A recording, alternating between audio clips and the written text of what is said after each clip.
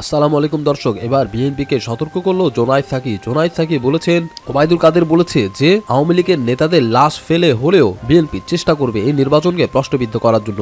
এখন ওবায়দুল কাদের নিশ্চয়ই নিজেদের লোককে হত্যা করে হলেও বিএনপিকে ফাঁসানোর চেষ্টা করবে বলেন জোনায়েদ সাকি। তাই জোনায়েদ সাকি বিএনপিকে সতর্ক থাকতে বলেন, কারণ 28 অক্টোবরে ওবায়দুল কাদের আগে থেকে বলেছিল যে বিএনপির অবস্থা 28 অক্টোবরে 10 ডিসেম্বরের মতো হবে, এবং ঠিক তাই হয়েছিল। তাই বিএনপিকে সতর্ক থাকতে বললেন জোনায়েদ সাকি।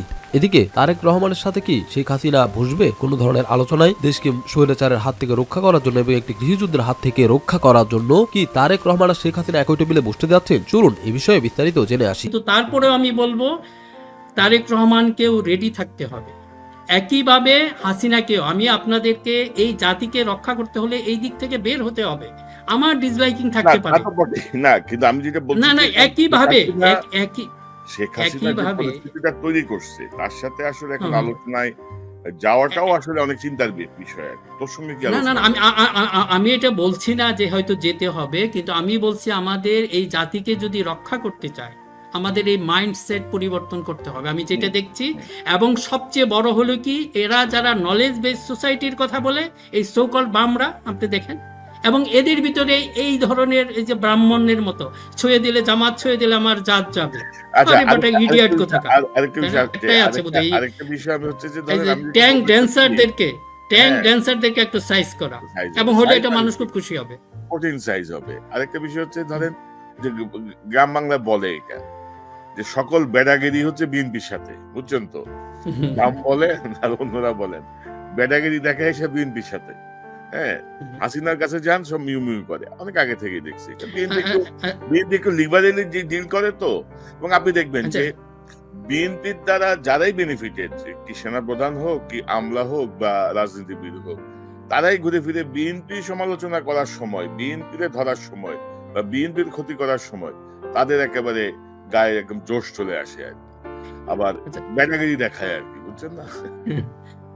এটা হয়তো ভুলে যাব আমি যে একটা এই কথাটা বলি, ভেতরে যারা বিএনপির সুতা কাটতেছে আর কি, ইন্দুর হয়ে ঢুকে জাল কাটতেছে, তাদের ব্যাপারে সতর্ক হইতে হবে আর কি। না, তারা কিন্তু স্পষ্ট হয়ে গেছে কনক ভাই, যে আরেকটা জিনিস হয়ে গেছে কি, এই যে এই সময়টা একটা ব্লেসিংস হলো, এইটা কিন্তু এদেরকে চেহারাটা কিন্তু পরিষ্কার করেছে। এটা কিন্তু আমরা যদি 5 বছর আগে ক্ষমতা থেকে চলে যেত বা আরো 10 বছর আগে যেত, এদেরকে কিন্তু আমরা চিনতাম না।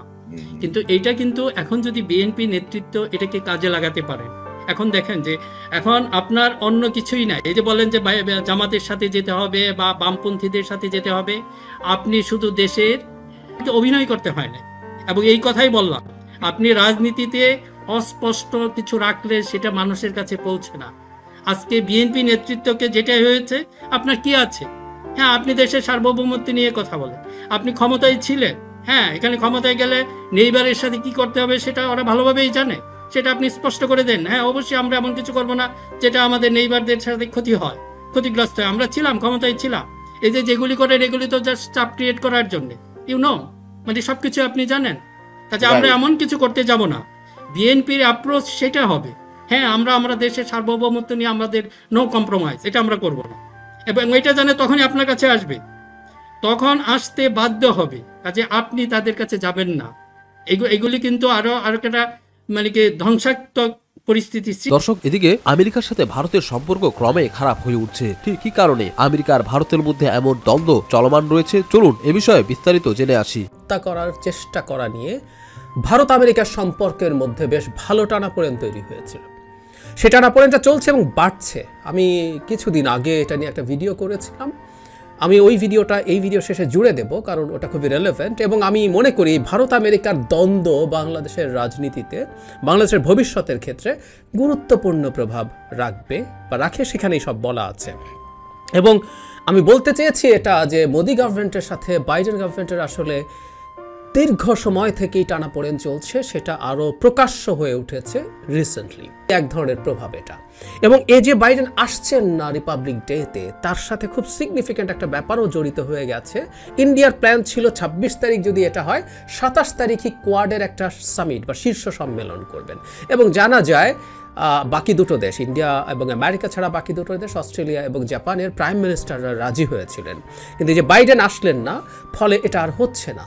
এবং বলা হচ্ছে এটা পরবর্তীতে কোনো এক সময় হবে, যদিও সামনে ভারতের নির্বাচন আছে, এরপর আমেরিকার নির্বাচন আছে। আদৌ 24 সালে এই শীর্ষ সম্মেলন হচ্ছে কিনা সেটা নিয়ে গুরুতর প্রশ্ন আছে। তাহলে যারা বাইডেন শুধুমাত্র রিপাবলিক ডে এর জন্য যে আসছিলেন তা না, উনি এই যে ভারতে আসবেন না তার জন্য কোয়াডের একটা সামিটও বাতিল করে শেষ হয়নি।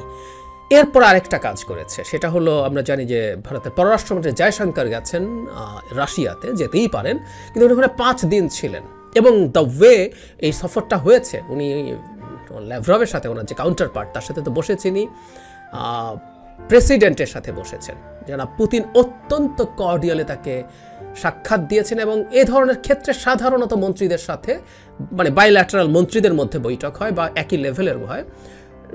প্রেসিডেন্ট পুতিন সাধারণত, একেবারে করেন না তারা, সাধারণত দেখা করেন না, কিন্তু উনি দেখা তো করেছেনই, অত্যন্ত কর্ডিয়ালি দেখা করেছেন এবং অত্যন্ত কর্ডিয়াল ল্যাঙ্গুয়েজ। দর্শক, একদিনেই বহিষ্কার বিএনপি 23 নেতা দলীয় শৃঙ্খলাপন্থী কর্মকাণ্ডে জড়িত থাকার অভিযোগে শনিবার একদিনেই 23 নেতাকে বহিষ্কার করেছে বিএনপি। তারা সবাই তৃণমূলের স্থানীয় পর্যায়ের নেতা। সরকারের পদত্যাগ, ভোট বর্জন, অসহযোগ আন্দোলনে জনমত তৈরি করতে সারা দেশে লিফলেট বিতরণ কর্মসূচি পালন করছে বিএনপি। একই সঙ্গে নির্বাচনের সহযোগিতা ও ভোটের দিন কেন্দ্রে গেলে সাংগঠনিক ব্যবস্থা নেওয়ার বার্তাও সব সাংগঠনিক জেলায় পাঠিয়েছে দলটি। জানা যায়, দলীয় সিদ্ধান্ত অমান্য করে এসব নেতা নির্বাচনে কোনো না কোনো প্রার্থীর পক্ষে কাজ করায় তাদের প্রাথমিক সদস্য পদ সহ সব পর্যায়ের পদ থেকে বহিষ্কার করা হয়। এভাবে দালালি করলে বিএনপি থেকে বহিষ্কার হবে না, শুধু পুরো দেশের মানুষই তাদেরকে বহিষ্কার করবে।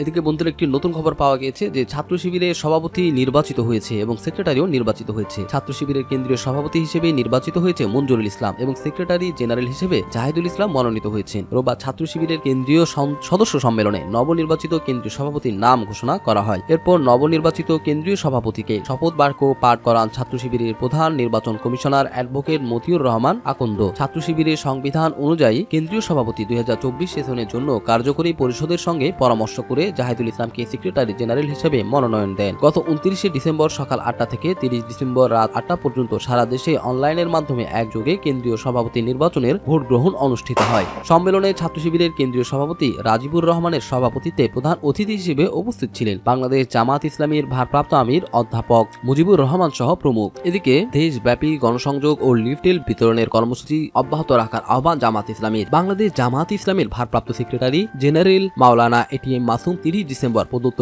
এক বিবৃতিতে বলেছেন, স্বৈরাচারী সরকারের আজ্ঞাবহ নির্বাচন কমিশন ঘোষিত প্রহসনী নির্বাচনের তফসিল দেশবাসী প্রত্যাখ্যান করেছে। ফ্যাসিস্ট আওয়ামী লীগ সরকার দেশে এক দলীয় বাকশালী শাসন কায়েম করার নীল নকশা বাস্তবায়নের সকল প্রস্তুতি সম্পন্ন করেছে। তারা দেশকে ধ্বংস করে গণতন্ত্রহীনতার দিকে ঠেলেতে চায়। ফ্যাসিস্ট সরকারের এই পরিকল্পনা বাস্তবায়ন হতে দেয়া যাবে না। মুক্তিকামী জনতা গণতন্ত্র ধ্বংসকারী সরকারের বিরুদ্ধে নিয়মতান্ত্রিকভাবে আন্দোলন করে যাচ্ছে। আমি বাংলাদেশ জামাত ইসলামের পক্ষ থেকে আগামী রোববার ও সোমবার দেশব্যাপী গণসংযোগ ও লিফলেট বিতরণের কর্মসূচি অব্যাহত রাখার আহ্বান জানাচ্ছি। ঘোষিত কর্মসূচি বাস্তবায়নের মাধ্যমে নিজ নিজ অবস্থান থেকে স্বৈরাচারী সরকারের বিরুদ্ধে তীব্র আন্দোলন করে তোলার জন্য দেশবাসীর প্রতি উদ্যত আহ্বান জানাচ্ছি, জানান মাওলানা এটিএম মাসুম। এদিকে দৈনিক যুগান্তর পত্রিকায় প্রকাশিত রিপোর্টে তীব্র প্রতিবাদ করেছে বাংলাদেশ জামাত ইসলামের একজন কেন্দ্রীয় নেতা। তিনি বলেছেন, জামাত ইসলামী ও আমার ভাবমর্যাদা ক্ষুণ্ণ করার হীন উদ্দেশ্যে এই ধরনের কাল্পনিক ও মিথ্যা প্রতিবেদন প্রকাশ করা হয়েছে। উল্লেখ্য, যুগান্তর পত্রিকাতে লেখা হয় যে জামাতের ভয়াবহ অন্তর্দ্বন্দ্ব প্রকাশে এ ধরনের একটি প্রতিবেদন দিয়ে একটি মিথ্যা সংবাদ ছাপায় যুগান্তর পত্রিকা। তো বন্ধুরা, এ নিয়ে আমরা পরবর্তী ভিডিওতে বিস্তারিত আলোচনা করব।